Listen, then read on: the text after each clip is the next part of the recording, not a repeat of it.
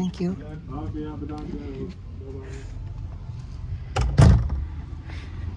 Hi! I'm back!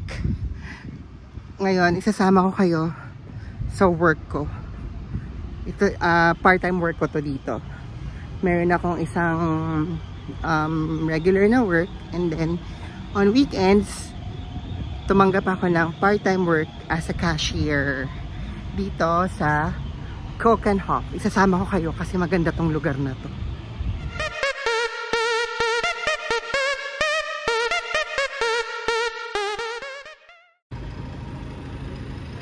So ayan yung mga bus na bumabiyahe papunta dito sa Keukenhof.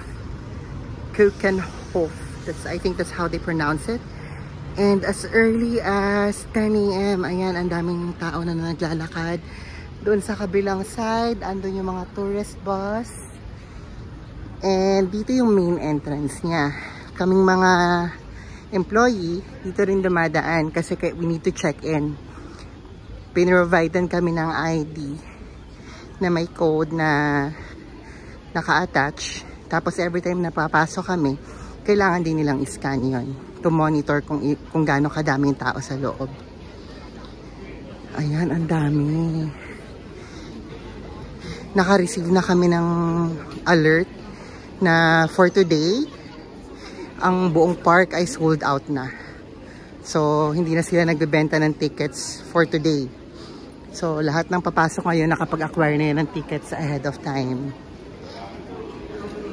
Ayun na nga, ang dami na nga tao sa loob. Teka, magpa-scan na tayo. Ay, dito kay Ateng na hindi busy.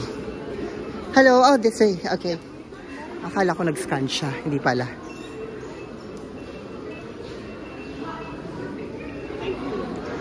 Morha! Thank you, Val. Ito na siya. At ang dami ng tao. Ayan, may mga shop dyan. Ang dami dito ay mga group sila, group tourists. Tapos dito yung entrance na, ayan, may mga mask. Mga naka-costume. Ayan yung part na isang bundle na puro bulaklak lang. Ako, teka lang. Ititake ko yung path na dinadaanan ko papunta sa work. Nag-work ako dito sa isang restaurant as a cashier. Ayan, ang dami na nagpipicture-picture. O, diba? Wala pa yan. Marami pa tayong makikita mamaya. At ang dami ng tao. Mas dadami pa to mamaya. Tanian pa lang eh. Doon, yung building na yon, isa yun sa mga restaurants dito. Yung restaurant ko, bandang dulo. Kaya, todo lakad ang lola nyo. Ayan, isa yun sa mga paths.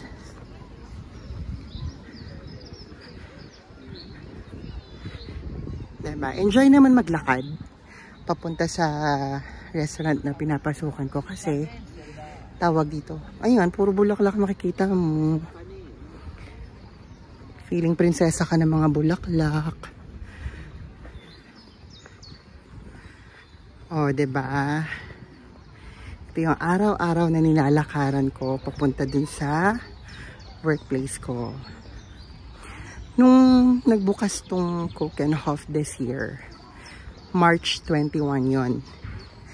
Itong mga flowers na yan, that time, mga hindi pa nakabuka. Nag-open na yung park, pero mga bulbs pa lang. Hindi naman bulbs, pero mga antaw dun. Mga naka-close pa yung mga blooms. Kasi medyo malamig pa noon, nung March 21. Ayan, oh. Ayan si Ating, oh. Todo picture. Ayan. So, nung naglalakad ako dito dati, sabi ko, parang medyo malungkot yung park kasi naka-close pa yung mga flowers. Pero katagalan, siguro mga 2 weeks after, nung medyo nag-warm up na, tapos naging maaraw na, ayan, naging makulay na siya at ang mga tao nagdagsaan na. Kasi nung first 2 weeks talaga, ang lungkot, malungkot yung mga bulaklak. Kasi ano nun eh, malamig, tapos maginaw. Ay, malamig na maginaw pa. Ano ba yan? Malamig tapos cloudy, tapos nag-uulan. Ayan. Pero ngayon kaganda na nila. O, diba? Medyo malayo yung restaurant na wino-workan ko from the entrance. Mga 10 to 15 minutes siya na walk. Ayan. Diba? Pero, ano ba ngayon? April 14 na. Hindi ko pa nalilibot tong buong park na to. Kasi tong park na to ay napakalaki. 32 hectares daw itong kabuuan ng Keukenhof. Has ito yung lagoon nila. Yung lagoon ng buong park. Isa to sa mga touristy na area dito. I mean, hinihintuan ng mga tao para magpa-picture. Yan. O diba, very international tayo dito. Iba't iba yung language na naririnig natin. Tapos ito, yung mga flowers na yan. Pag meron kang drone at pinalipad mo dyan, na makikita mo, design niya na tulip. It's a design of tulip.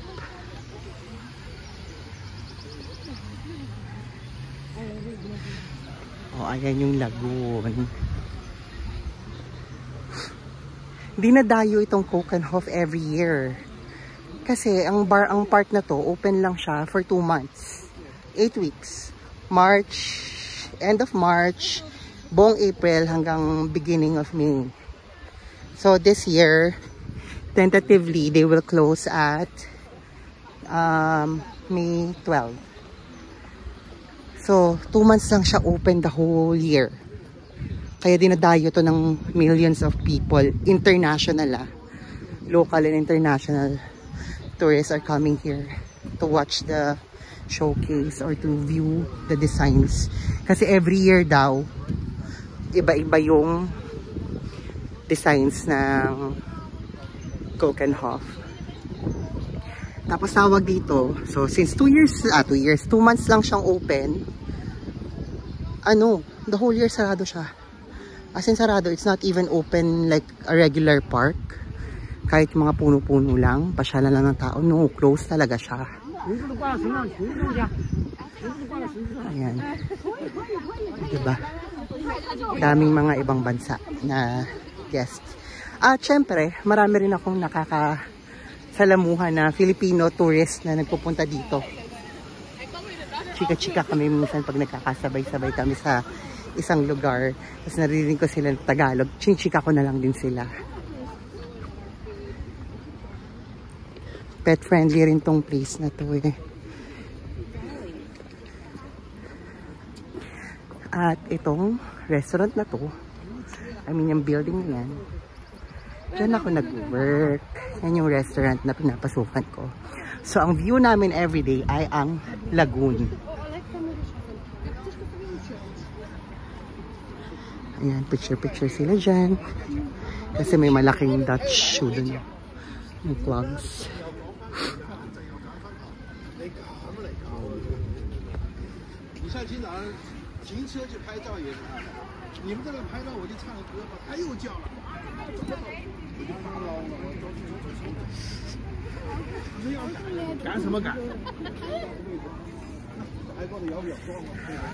Pasok tayo sa restaurant. Na pangalan ng restaurant na to ay Wilhelmina. Itong pinipilahan na to, coffee corner yan. Dalawa yung area na pwede silang mag-order ng coffee dito, tsaka yung isa pa sa loob. Forever mahaba ang pila dito. Minsan na-assign ako dyan as a cashier din. Pero forever mahaba ang pila dyan, tsaka maaga siya nag-open. Yung papasukan ko ay part ng restaurant mismo, serving regular food. Ay, isang coffee corner pero sarado pa siya. Ito yung area ng hot food restaurant at dito ako nakaupo. Diyan sa kasha. Hi! Good morning! I'll be your casa for today. Yeah. 10:30, right? Yeah, 10:30. Oh. Super early because the buses are weird. The bus schedules are weird. Okay. So, nasa na? Guess who's here? Hey, hey! How are you? I miss you too. Jimmy! What's up? I'll be here. So, napakaaga ko dumating. Kasi talagang in-adjust ko yung oras ko ngayon dahil nabigyan nga kami ng alert na sold out ang park today. Normally kapag sold out ang park, as in pati yung mga kalsada, yung mga road leading to the park, traffic. So pag traffic, pati yung bus schedule nagiging weird. Free bus naman kami, free yung transpo namin dito. Kaso nagiging weird siya. So may tendency kang pwede kang malate. Alam mo yung nag-iiba-iba yung schedule. So inagahan ko talaga today.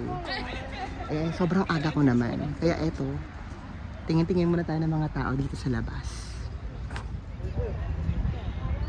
Ayan. Isa to sa mga view dito sa labas ng restaurant. Ganda, no? Ito yung corner na yan, yung ano yan, party ng restaurant namin. Ganda talaga dito. Sorry.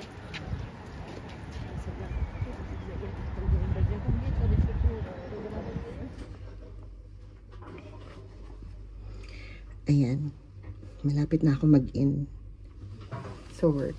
Naka-orange kami. Parang preso lang. Dito ako sa locker area. Eh, hindi daw pwede mag-film dun sa loob ng kitchen kanina. Kaya hindi ko, may mga tao sana akong gustong ipakita. Mga ka-work ko every weekend. Kasi every weekend naman ako nakapasok dito. Bawal daw mag-film. Pwede daw yung labas, yung sa dining area. Pwede daw mag-film doon. Pero dun sa work area, bawal. So dito na lang. Nag-aayos na lang muna tayo. So, try ko mag-film mamaya dun sa cafe area. Kapag may time.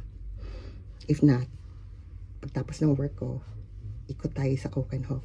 Kasi may mga area pa akong di nabibisita dito. Bisitahin natin together. See you later. So, ito yung sitwasyon kapag nag-ooperate na kami.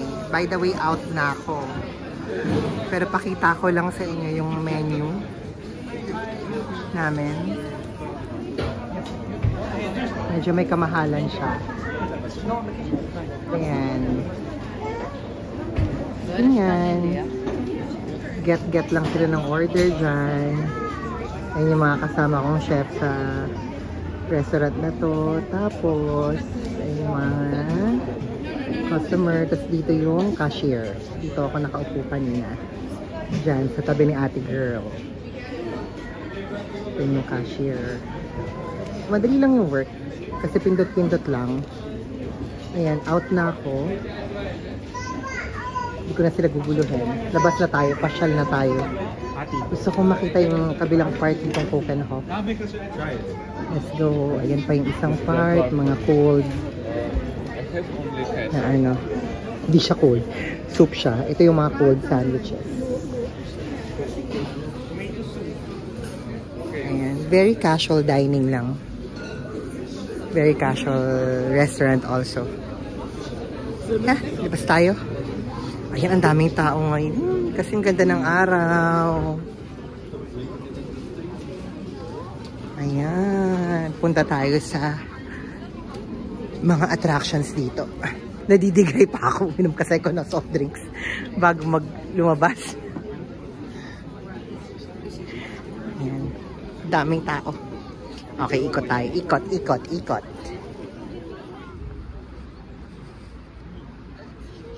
Ang ganda ng mga flowers.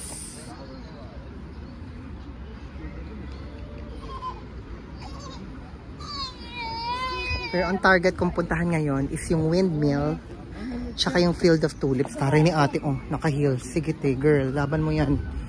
Ang lawak ng park. Sakit ng paelya mo dyan mamaya. Yan. Ganda.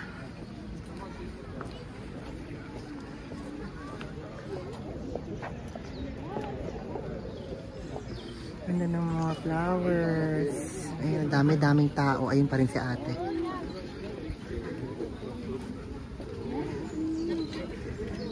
Asa ba yung windmill? Alam mo, lawak-lawak nito. Ang gandang pa yan.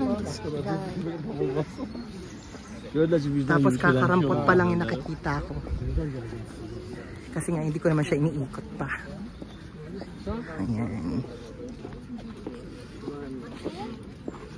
Medyo puro tao na yung nakikita ko dito ah. Ayan.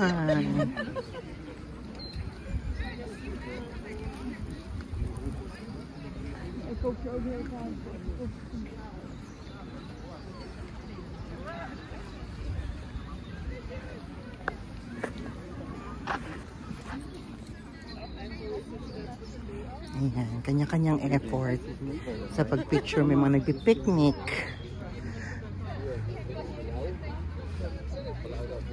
Ganda.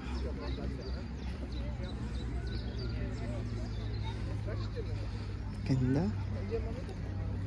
Wala na akong sinabi kung di maganda. Ayan, picnic sila dyan. Dito na ako sa gilid naglakad kasi dun sa gitna, nakita nyo yan. Pag sa main path ako naglakad, kipaglabanan ako sa mga tao. Alam nyo, hindi ko alam kung nasan yung windmill. Ang laki-laki. Nakalimutan ko dumampot ng mapa. Yan, tingin-tingin lang tayo, pare-pareho ngayon. Oh, they're selling strawberries there. Fresh strawberries.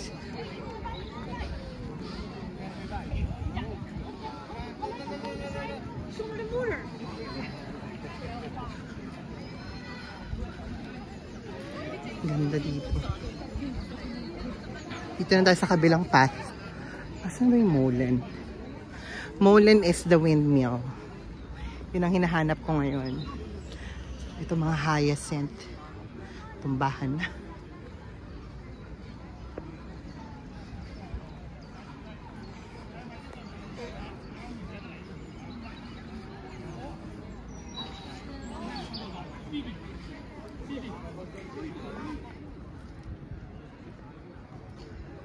Ayan pa, ang ganda. Puro tulips. Tulips nga ba ito? O, tulips yan. Alam mo, gusto ko mag-picture mag-isa. Hindi ko magawa. Wala akong dalang tripod. Ayan, ang ganda. Oh. Ang dami-dami. Ayan dyan. Napakadami. Kanina, nung naka-shift pa ako, maraming mga Pinoy ako na na-assist sa cashier. Na-assist sa cashier. Ako yung cashier pala. Yung iba sa kanila, galing pang Germany.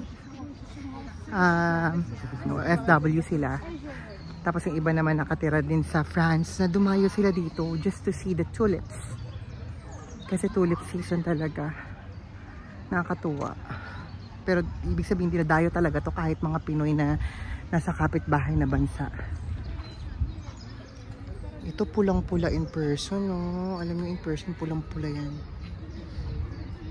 Ganda. Ay pa doon. Every lilingunan mo talaga, marami kang iba't ibang makikita. Pati sila kuya makikita. Ayan. Saan na ba yung windmill? Ay, ayun na. Parang andun yata. Yung kanina ko pa hinahanap. Aking matatagpuan. Ayun na yung windmill. Kasi hindi siya nakaharap sa dito sa lakaran. Teka, papakita ko na sa inyo. Ayan na siya. Yung apakadaming tao. Ayan na yung windmill. Parang hirap naman magpicture. Daming tao. Maybe he would like to know. That's the windmill. Doon siya nakaharap sa kabilang side. Hindi siya nakaharap dito. Parang gusto ko umakyat. Akit ba kung lapit pa tayo? Ayan yung windmill. Malaki yan sa personal. Dito sa screen ng camera. Parang aliit lang. Pero ang laki niya sa personal. Ito tayo. Ayan siya. Ay, ang haba ng pila. Ayan yung windmill. Asan yung pila? Ay, may pila pa akyat. Ayoko na umakyat. Try ko na lang akyatan yan. Next time kapag di matao. Tapos, may boating din dito. Pwedeng mag-rent ng boat.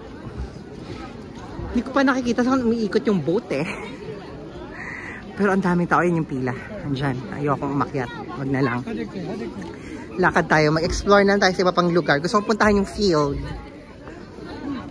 Pag nakita natin yung field, okay na tayo. So, ayan yung windmill. Windmill ng Keukenhof. I think ang tamang pagsabi is Keukenhof. Parang ganun. Ah, ayun pala yung boat. Sasakyan ba talaga yun? Apang picture-picture lang. Ito yung bridge. So, ayan. Cute oh. Picture-picture sila dyan. Picture-picture. Parang gusto ko nang makita yung field. Asan ba yung field? Hanapin ko lang yung field.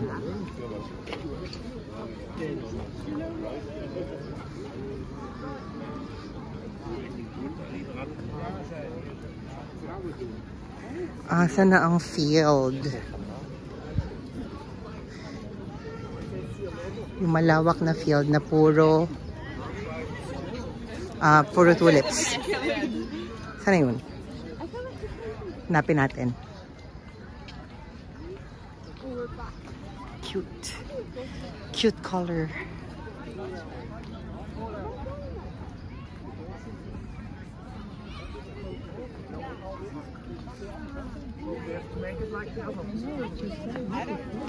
Dito pala yung boating.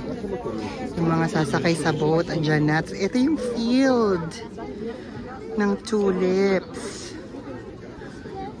Ayan, ang lawak-lawak. Yung kabilang side na harvest daw yun nung isang araw lang. Ayan, ang lawak-lawak na field ng tulips. Diba?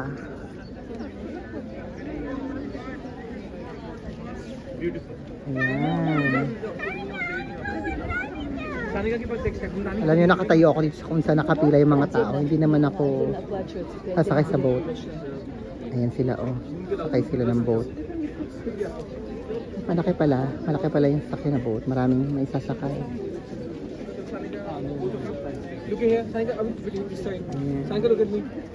With this side. Yeah, Sanka, look at me. Ito, may isa pa palang side na makikita mo yung field ng flowers.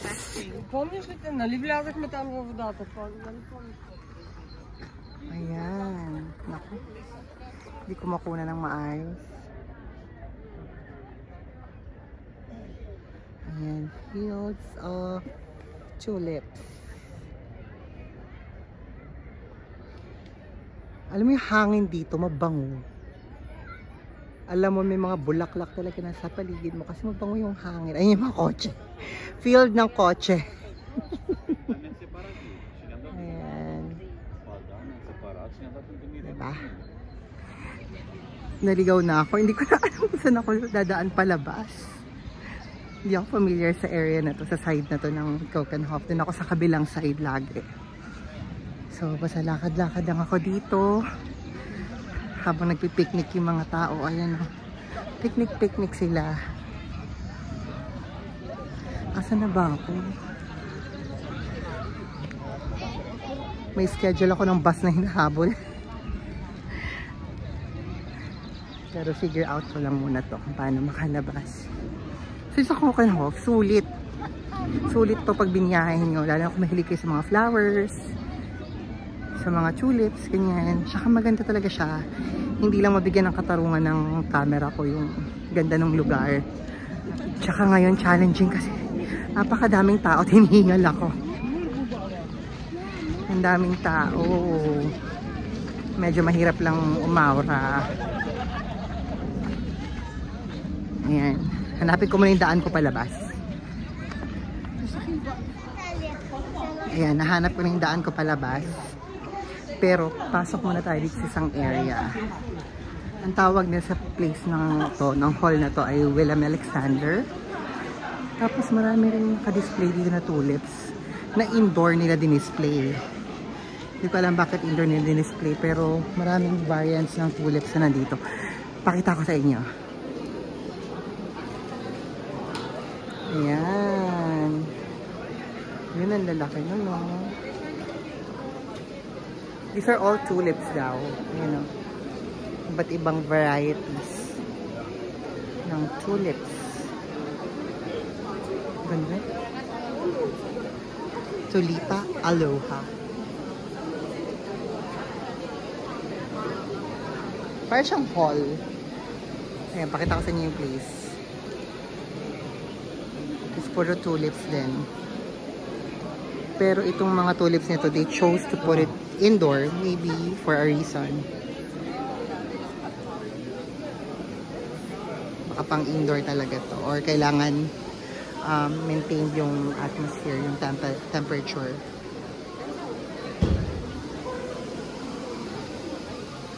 Ang gaganda. Ang lalaki. Itong malalaking to, tulips pa rin daw to. Red Soldier. Novi Sun. Mga malaking klase siya. Yung level ng laki niya, kasing laki ng mukha ko. So, malaki siya. Ayan. Ang tulips. Ang dami niya. Hanggang doon sa kabila. Ayan. Kabila naman tayo.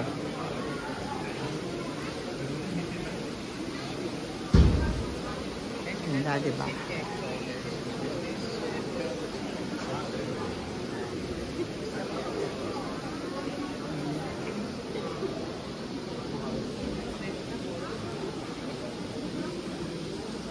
Iba't ibang varieties.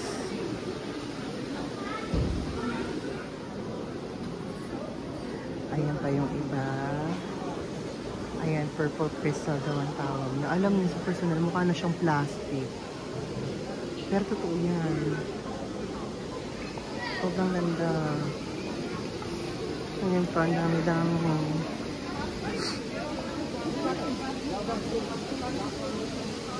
Ayan. La Belle Epoque. Ito naman, Amazing Grace. Charming lady.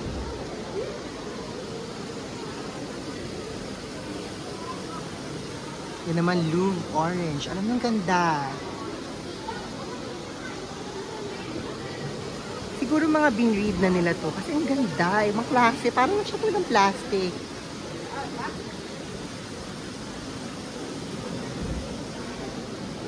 Ayan. Spring Sunbreak. Ayan, ang pangalan na to ay Paul Scherer.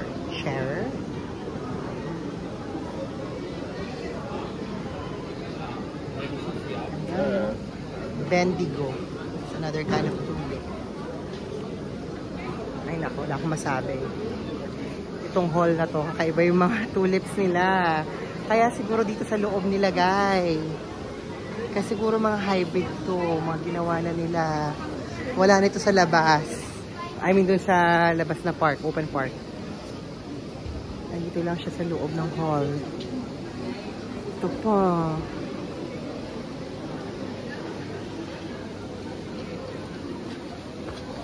Ganda, diba?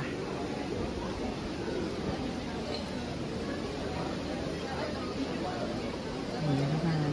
Ito parang nakuluntoy na. Ang tawag daw dito ay red dress. Parang nakuluntoy na siya. Siguro ganun ang effect niya. Ayan. So, masabi ko lang, sa place na to ay amazing. As in, kahit hindi ka mahilig sa flowers, ma-appreciate mo yung ganda ng mga iba't ibang flowers na sinashowcase na dito ngayon. Kasi may mga cherry blossom trees din pala. Ayan, pakita ko. Wait lang. Ayan, I guess these are cherry blossom trees. Pero hindi siya yung parang katulad sa Japan na pink na pink. Ayan. Ayan. Tapos parang may manicured area din sila dito. Ayan o, ganyan. Ayan, may mga cherry blossoms nga. O diba, kala mo talagang ngayon lang ako nakapunta dito. Sa side na to ngayon lang ako nakaikot kasi. Hindi siya kasing pink nung mga alam nating cherry blossoms. Pero sabi, cherry blossoms daw to. Malapit na ako sa exit. So maganda talaga yung lugar. Lalo na kung mahilig ka sa bulaklak. Pero kahit di ka mahilig, matutuwa ka. Matutuwa ka sa mga kulay. Tingnan nyo naman. Tingnan nyo naman yan. Ayun pa. Diba? At ang dami pa rin tao. My goodness. By the way, ano na ngayon? Mag past 5 na. Pero nagpapasukan pa din yung mga tao. Sana may bus na paglabas natin. Kasi ang sasakyan kong bus ay kasabay ko yung mga turista. So pag mahaba ang pila ng turista, may pipila tayo. Kapag maiksi ang pila ng turista, papaunahin akong sumakay. Papaunahin sumakay yung mga employees.